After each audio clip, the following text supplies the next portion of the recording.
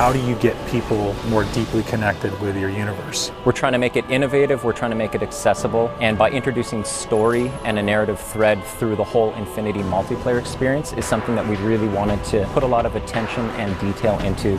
If it's a universe that everybody wants to be really excited about, it's got to grow and evolve beyond just an incredibly balanced suite of mechanics. It's got to speak to fantasy and what people want and what they expect.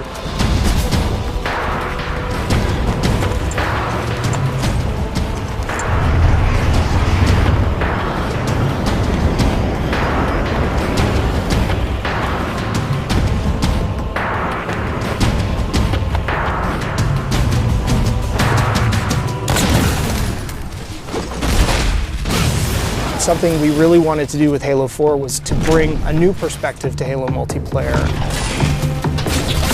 Flight assassination! The high-level philosophy for multiplayer was that we wanted to unify the competitive and cooperative experiences under this one big narrative banner that we call Infinity. The Infinity is a UNSC ship that is home to the Spartan 4 program. Really try to contextualize multiplayer in such a way in which it doesn't feel like abstracted game mode off to the side. It feels very much part of the same universe. We knew we wanted to expand the audience as far as we could, but still satisfy the core as much as possible. We had to break everything down to line-by-line evaluation of our current scripts and redefine that core loop to not make it like Halo 2 or like Halo 3 or something in the middle, but make it Halo 4. Halo starts with a philosophy that we've upheld, which is that your gameplay mechanics are consistent across every mode, so they don't change. We want to give players the power to choose which weapons they take in. People have their own personal favorites. It's a growth system in that you're unlocking customizations for your character, you're unlocking new weapons and abilities, but that's also helping to train you how to use those over time. You have armor abilities and armor mods, which are sort of under the hood modifications to your armor that give you abilities, give you passive changes. And then that completely fit in with our new scoring system. There's a lot of actions players take in multiplayer that contribute but don't necessarily put a score on the board. Because of the objective medals and all the extra ways you can score in a match, no players are finishing the game with a 0. Hail Mary. So one of the big things for us was making sure that people felt involved, felt like they could always contribute in some sort of way. You're getting rewarded for teamwork, your style, your kills, your assists, the objectives you complete. And as you do that, you're going to get medals that fill up your ordnance meter. Ordnance ready. Once your ordnance meter fills up, the UNSC Infinity gives you 3 rewards you can choose from. Those are going to be power weapons, power-ups, or grenades, and you can call them down right to you. Request confirmed. We've added what we're calling a situational record. That's a replay of the person that just killed you and how they killed you. It just adds a bit more information for players. The matchmaking system has evolved to let us join in progress. Overall, this means players will be getting into games faster and more often. So the new CTF really focuses on trying to encourage a little more team play. In the past, there was a lot of dropping of the flag and changing of roles. Now when you pick up the flag, Carrying flag. You're 100% committed, and at that point, your role is now to deliver that flag. your HUD will change to tell you exactly where the deliver point is. Flag capture. Everybody can see exactly what it is that they're supposed to do. If you don't have that flag, then you'll still get points for helping your flag carrier, driving him around, assisting him, saving his life, returning your own flag, defending your flag against the enemies. It's a much more intense experience for all of the players. Enemy team scored.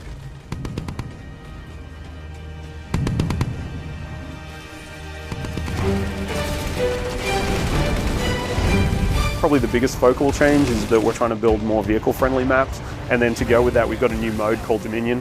Dominion is everything we loved about big team battle mixed with objective-based gameplay. You have lots of vehicles, big power weapons, large maps, but now there's bases. As you reinforce the bases, then shields will come up, or you'll be able to activate turrets to kind of reinforce those locations. It's kind of like territories, but with a little bit more of a twist. Territory control. One of the biggest challenges was trying to get vehicle and infantry play to work really well on a large map that had a lot of interior space. In Longbow, for example, all the bases in Dominion are fully thought out features in the map, and that really lets you get that break-in and defend gameplay. The idea was to try and make sure that the team started here or here. The paths that they could take in between involved great pinch points, places where the vehicles would automatically run into each other and jump over each other.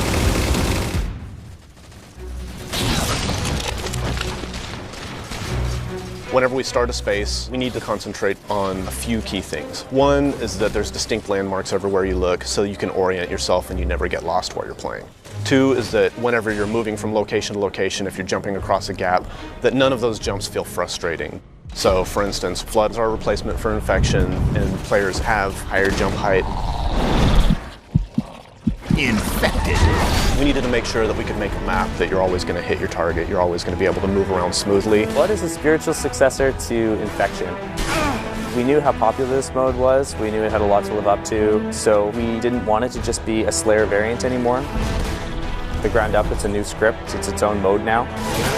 And now when you're Flood, you get this new character model, you get a big claw, which you can completely slice the survivors in half with. If you look at the model, there's a set of fingers gripping the top of it. The idea being it's kind of been an explosive growth. As soon as they get infected, it just kind of pops out of them. There's like little teeth inside now. In addition to all of the new elements that we're adding to Halo 4 multiplayer, we're bringing back and improving a bunch of old favorites. We're bringing back King of the Hill and Oddball. With Oddball, we also want to incorporate all the elements of our new scoring system. We're looking for ways to make it a team-based experience like never before. Instead of just running away and hiding, now players get points for passing, catching, intercepting the ball. It completely changed the landscape. We're working with Certain Affinity to build content for multiplayer. It's a pretty huge undertaking. Certain Affinity has been a great partner to 343 for many years. They worked with us on the Defiant Map Pack and Halo Anniversary. For Halo 4, they helped us with a bunch of multiplayer and Forge maps. And one of those maps will have a Griffball court in it. Gain the lead. Forge is our toolset that allows players to customize their own levels. So we give multiple spaces that each have unique components that you can kind of mix and match to make your own layouts. We felt like a previous permutation of Forge wasn't necessarily the most accessible. The biggest thing for us was trying to increase the speed at which you can build things. We have a lot of new components. First is a magnet system, which makes it easier to line up pieces to each other. You see these little guys over here. These are hand-placed magnet points. Based on these points, you toggle it in the game and you can actually snap pieces together. Another thing that we have is the duplicate object tool. So if someone has a crazy idea, you can just place something. Oh, I have a mongoose, I can make 6 more of those. Whenever you exit your editing mode, you'll end up seeing shadows cast on the pieces that you placed. I can place a block sort of anywhere I want and they'll just sit there. There'll be no shadow on the ground. It'll look kind of like it's floating even though it's actually quite close to the ground. But then if I turn the lighting on, boom, you instantly get a shadow there. There's going to be things out there where we just end up scratching our heads being like, how did someone do that?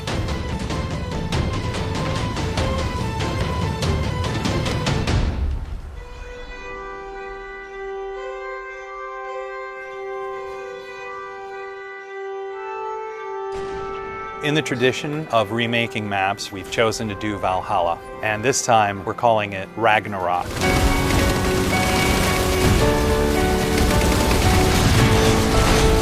It is almost identical to the original layout of Valhalla. We fine-tuned things for jetpack and things like that. But the biggest change to this map is the addition of the Mantis. Mantis is probably the biggest new sandbox toy we have this time around. When you walk up to it, you'll see it sitting on the floor, and so you hop in this hatch in the back. On its right hand, it's got an enormous UNSC chain gun, and then on the left side, it's got a 5-canister rocket pod. You can use both weapons at the same time, and the rocket pod itself, you can charge up and actually fire all 5 rockets at once.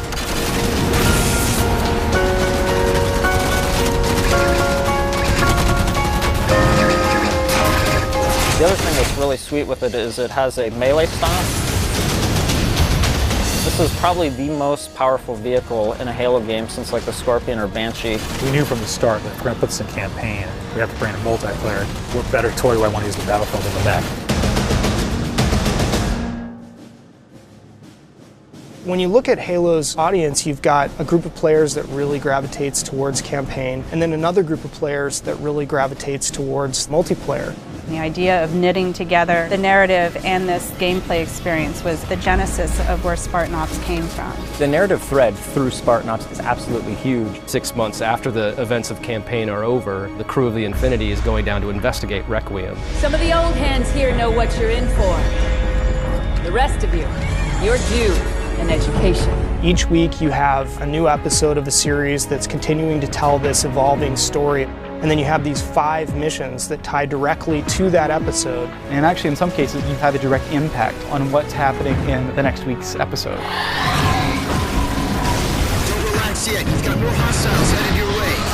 There are both creative challenges and production challenges. One is it's just a huge amount of content. We have, 50 missions that we're developing over the 10 weeks of the Spartan Ops season. We only have this much space, we only have this much RAM, we only have this much bandwidth. So we had to do a lot of technical trickery so that everything that we wanted to accomplish was able to happen. We want you to feel invested as part of the story. We wanted players to feel like they're accomplishing something. You rise up through the ranks, and once you get up to 50, we have what are called specializations. Specializations are kind of the end game for your Spartan career. Each specialization has an armor set, a bunch of emblems, an armor skin, and probably the biggest thing is that you can also unlock an extra armor mod. You can actually have a little gameplay item. Are you a vehicle guy? Are you a sniper? Are you someone who wants to level up faster? We actually have a mod that lets you earn XP a bit faster. It's more about specializing how you play at that point rather than the core gameplay mechanics being modified. So all the choices that you're making carries into the Spartan Ops experience. I'm going to tune in every week. We'll experience a story together for the first time as friends, and then we'll go play together as friends. And so this sort of new version of the water cooler. Spartan Ops will be one of those pinnacle moments for us in the franchise of creating new expectation for gamers and really delighting people with just great new functionality.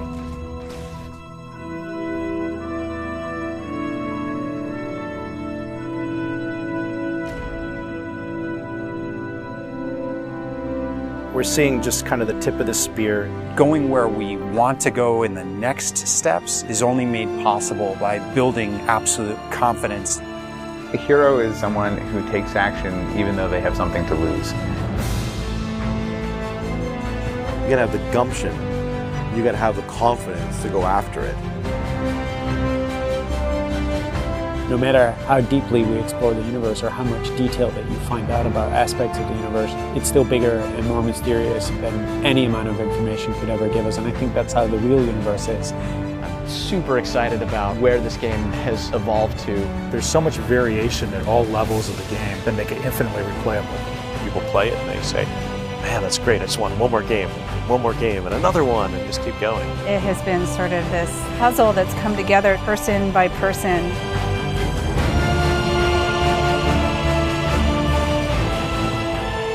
To me, that's the most fun thing, is seeing people play it, enjoy it, and have fun. And you know it just started with that single spark, that single sentence from one designer to another.